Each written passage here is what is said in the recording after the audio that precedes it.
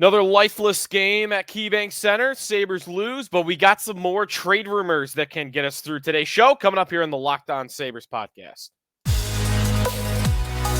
Your Locked On Sabres, your daily podcast on the Buffalo Sabres. Part of the Locked On Podcast Network, your team every day.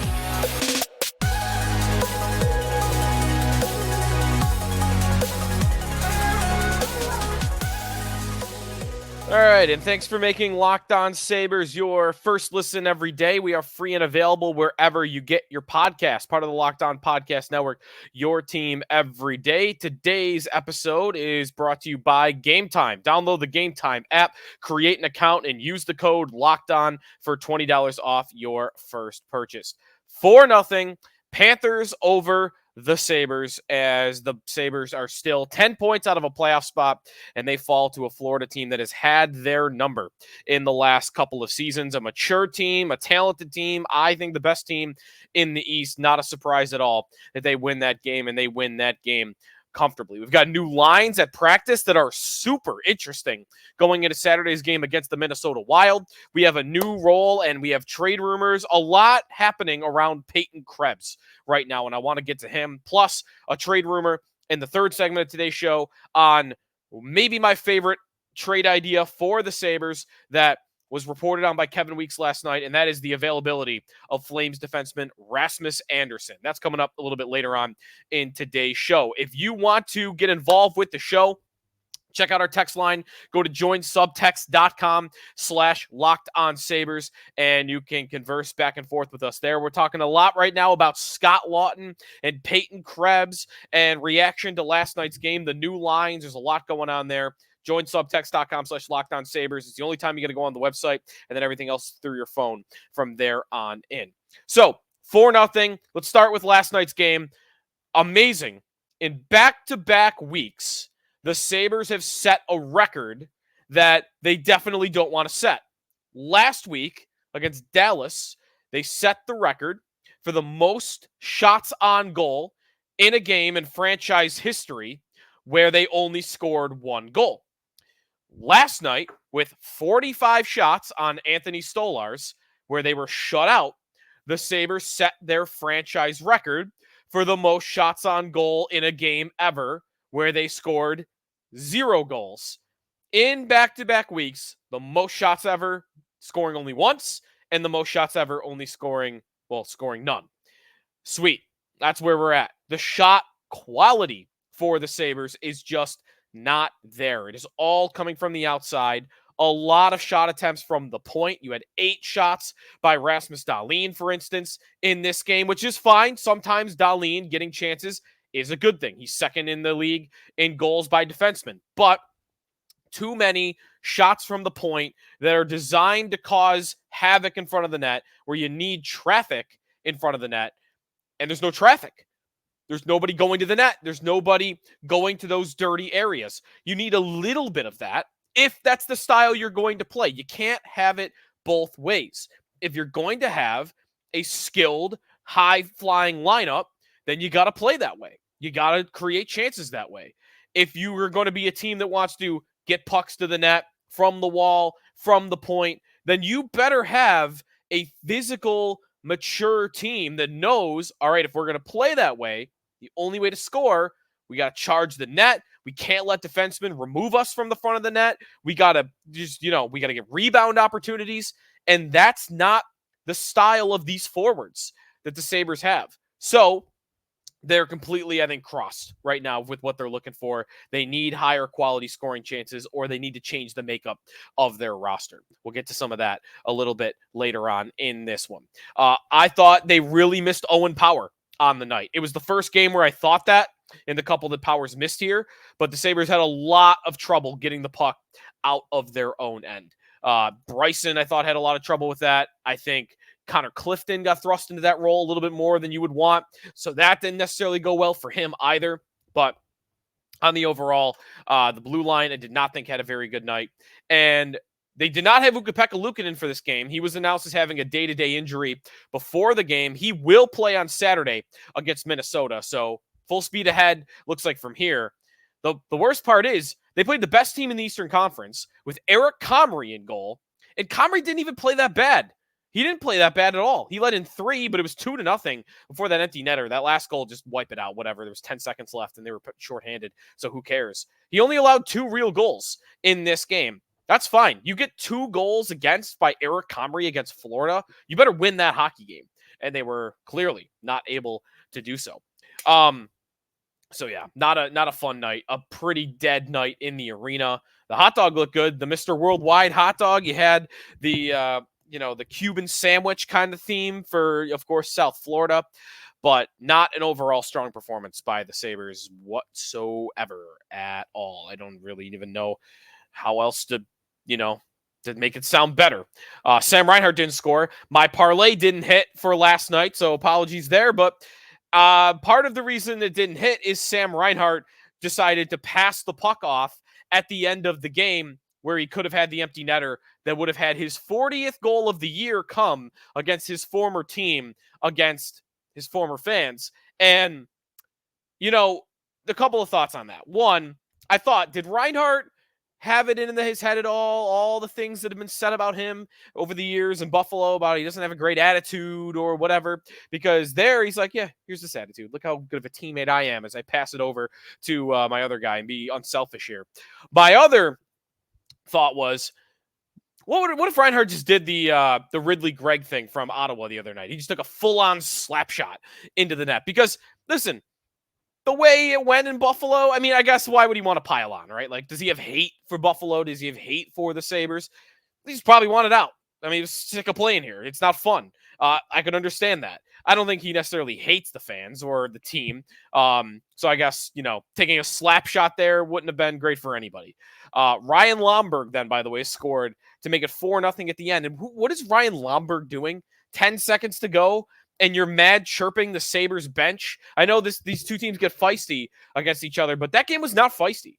There was nothing really happening. So unless I missed something that gave Lomberg a reason to want to go off on the Sabres bench, I don't know. He got tossed out of the game for looking like an idiot pretty quickly on there. Hey, he's not a bad fourth-line player, but that's, well, he is. So, get over yourself. It was 4-0 against a team that there's no fans left. Get out of there. Who cares? That's what happened in the game. Minnesota tomorrow night, 5:00 puck drop on the road before returning home on Monday night against the Ducks at 12:30. Okay, when we come back, new lines at practice. A first-time centerman, potentially, for the Sabres. And a lot of stuff involving Peyton Krebs.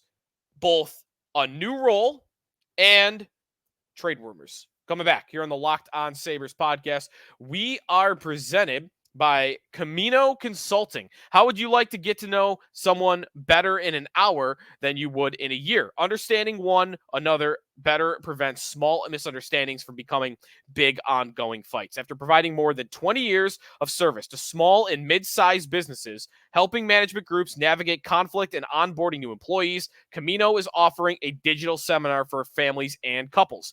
Did your Valentine's gift of tickets to the game not go over as well as you'd hope? Get the couples and family online seminar for 25% off for the month of February using the discount code Locked On. Again, this is a discount code Locked On for 25% off for the rest of the month at www.caminoconsulting.ca, or mention Locked On when reaching out for a business seminar and receive the first 5 profiles free.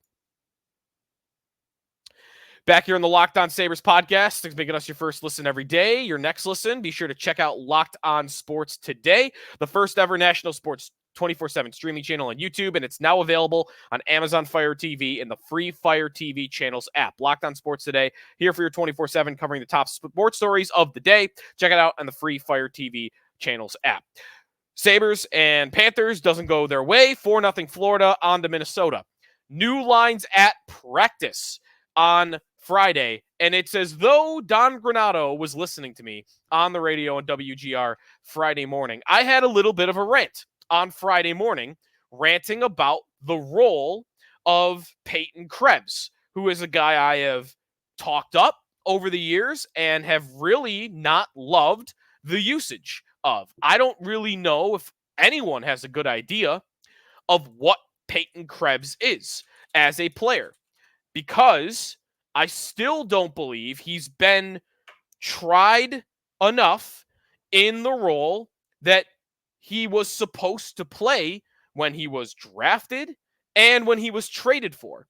Peyton Krebs went 17th overall in the 2019 NHL draft, was a top prospect even before that. Remember, he had an Achilles injury. Would have gone in the top 10 probably in that draft had he not. Then was targeted by the Sabres in Jack Eichel trade negotiations, was a sticking point. The Sabres wanted to ensure he was going to be a part of that trade when he was drafted that high and when he was traded with that sort of value. It was because of his ability as a playmaker. He was one of the best passers in his draft class when he came out. And he has not been properly experimented in the roles, in the lines that would allow him to show or develop that type of game. So far, 186 games in the NHL, 59 points. Not a lot. But here's where my defense often will begin with Peyton Krebs.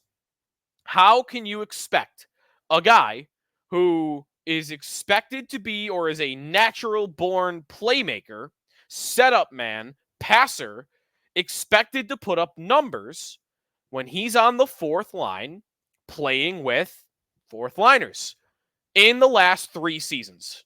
Here are Peyton Krebs' most common line mates in the amount of minutes that he has played with them. Number 1, Kyle Okposo, 1,012 minutes together. Number 2, Zemgus Girgensons, 728 minutes together. Number 3, Victor Olofsson, 544 minutes. Now, at least Olofsson is a bit of a shooter. But 1, 2, 3, Okposo, Girgensons, Olofsson. Coincidentally, the 3 guys that nobody wanted to see back on this team this year, the 3 guys that they most need to move on from in this forward group, are the 3 he's played the most with by a good margin, because you've got Okposo at 1,000, Girgensons at 700, and Olofsson at 500. Then a big drop. He's played 372 minutes with Dylan Cousins, about a third of what he's played with Okposo. He's played 310 minutes with Mittelstadt, 295 minutes with Peterka. You keep scrolling down, 163 with Skinner. I mean, Tage, he's only at 119. Like, he just doesn't get a lot of opportunities with the top scorers on this team. To me, Peyton Krebs is a representative of the future problem that we have talked a lot about on this show, which is all of these prospects that are on their way. Noah Östlund, Yuri Kulik, Matthew Savoy, Isaac Rozan. These 4 first-round pick guys that are tracking towards making the NHL sometime soon. Do you have room for them? Do you have spots for them? Or are they blocked? Krebs is a prime example of this. Krebs, who was the best prospect in the Vegas organization, became ready for the NHL in Buffalo. And he showed up, and Tage, Mittelstadt, Cousins filled in the 1, 2, 3 center spots. Blocked. The only thing left for you, Peyton Krebs, is the fourth line. Good luck with Zemgus and Okposo, because that's your role for the next 3 years. That's what happened to Peyton Krebs. And now his name is in the trade rumors. If they traded Peyton Krebs tomorrow, instead of trading off Mittelstadt or trading someone else of bigger value, what's going to happen? Isaac Rozan's going to show up. Or better, let's think of one of the centers. Savoy or Kulik or Östlund. These guys are going to show up. And what's going to be left for them? Krebs' role. And that's a fourth line role where you don't produce a lot. And look what's happened with Krebs. His value's not that high. I'm seeing Elliot Friedman talk about Krebs plus something for Scott Laughton in Philadelphia, who put it up for our YouTube watchers right now. Scott Laughton, not a good hockey player. Scott Laughton, some of the advanced numbers are horrid. Here's the chart from JFresh Hockey. Wins above replacement, 9 percentile. He's one of the worst players in the league, and he's not a good two-way player. Defense is actually where he's been bad for Philadelphia this year under John Tortorella. Penalty kill. He's been horrible. 29 years old. He's more of a fourth liner, making $3 million. Not having a good season. Krebs plus something gets that guy? Because 3 years ago, Peyton Krebs is worth a good amount as a prospect. The Sabres have kind of killed his value by playing him in a fourth line role. Same thing might happen with the next first round picks if you don't clear spots for them, if you continue to block them and not give them opportunities. Now, and by the way, if they traded Peyton Krebs and something for Scott Laughton, I mean, we're burning the place to the ground. I mean, are you kidding? That would be Sam Ventura, who heads their analytics department. I mean, could that guy work there anymore? Could he live with himself if they made that trade to trade for one of the worst players in the NHL? For a guy in Krebs, who, by the way, not only does he not play with anybody, but he last night against Florida, there's two really nice playmaker plays. One where he toe drags a defenseman, he comes into the zone, and then he finds Victor Olofsson on the right wall for a one-timer. Should have been a goal. He had another one where he got set up behind the net. He found Dahlin out in the slot, and Dahlin wasn't able to score, but it was a really nice chance. I mean, he's got moves. He's got hands. He's got skill. Now, it's like they were listening to that rant that I did, which was a version of what I just said this morning on WGR, because almost immediately after, here's some new lines from Don Granato at practice on Friday. And Don Granato, my favorite thing about Don Granato, as during his time as Sabres head coach, has been his willingness to try things, to experiment. And I mean, the prime example of that is moving Tage Thompson to center when he hadn't really played center since early in his college career. So you had that. You had Sam Reinhart get moved to center in Granato's first year, which I loved and been calling for a long time. Granato was the one open-minded enough to try that. And you've had other examples over time too. But here's what Granato's got for Friday practice. Let's start with Krebs as we're talking about him. Krebs, again, like he's listening, moved off the fourth line. He put Gergensons at center to make up for that. And he's got Peyton Krebs between J.J. Peterka and Zach Benson. Now, Benson's not scoring a lot this year, but Peterka, best line mate you could, I think, ask for Krebs right now. Both guys have speed. Peterka is the goal scorer. Peterka is the finisher, and Krebs is the playmaker. I really like those two together. Benson and Krebs have played together. They played together in juniors, I think, for a little bit. So I like this combination. It gives Krebs an opportunity to have more of an offensive role. And let's face it, the way Tage Thompson's playing lately and the way Cousins has played all year, they could use some more offense from the center position. It's kind of amazing that given that two of their top three centers have had pretty bad seasons, and not once has Krebs had an opportunity to fill in the offensive void that they have left. I shouldn't say not once. There was like a game or maybe two really early in the season where they moved Krebs to the wing in the top of the lineup, but they didn't stick with it. What they need to do is put Krebs on an offensive line like that and just leave it. Especially now. They're not going to make the playoffs anyway. Just leave it. Let it simmer a little bit. See if you get some improvement there, even if it's not working in the first couple of games. So I hope they stick with Krebs, Peterka, and Benson for a while. Now, the other really weird thing that I saw at practice, and I've been looking to see if there's a correction by anybody that's been made, if this was just listed wrong. I was not at practice. I saw it from a couple of different media reporters. Maybe we're going to see Alex Tuch at center. Again, Matthew Fairbairn tweeted out that Tuch was at center between Thompson and Skinner. I think that might just be a misprint. We'll keep you updated. We'll see what's going on there. It could just be a mis type on a tweet from one reporter is all it is. But I saw that and I thought, that might be interesting. Thompson on the wing. Remember, he played well on the wing last year when he came back from injury. Tuch at center. I mean, I've never seen Tuch play center, but he's big and he can skate, and he is a great forechecker. He's a good two-way player. I mean, there's nothing about Tuch's game that makes me think he couldn't play center. He just, to my knowledge, has never done it before. So we'll see if we get anything on that front either. But, of course, the most interesting part about the practice lines, definitely that Krebs is now centering an offensive line. between Zach Benson and JJ Peterka. Luukkonen, again, will be ready to go on Saturday against Minnesota. When we come back, another trade rumor, much more fun to think about than Krebs and something for Scott Laughton, coming out of Calgary, and a guy that I love and have done a whole show on.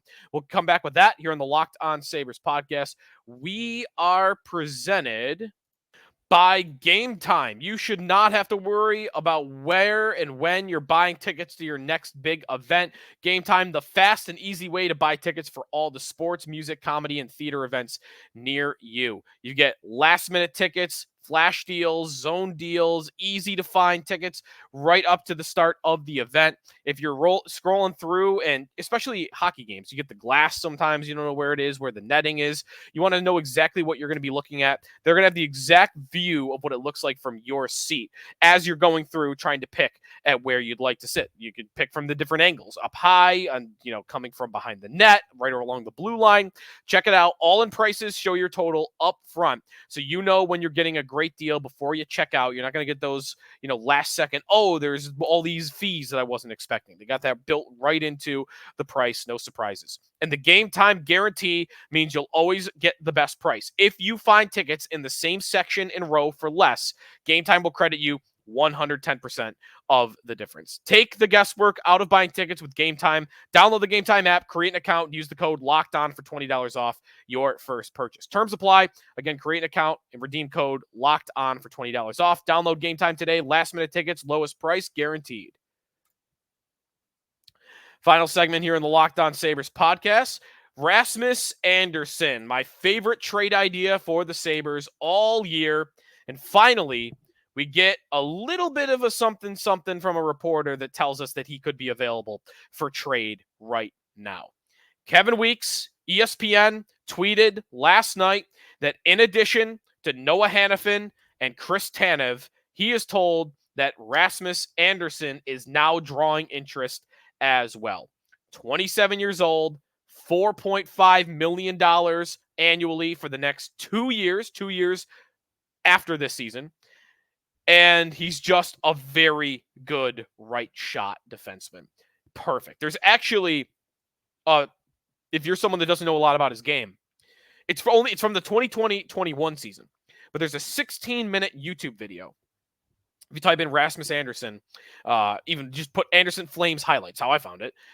16-minute video showing passing plays, shooting plays, block shots, defensive plays. Because a lot of times when you try to go to YouTube and find like, okay, well, I don't watch this defenseman enough. What's he like? And you'll get fights and you'll get goals, and that's it.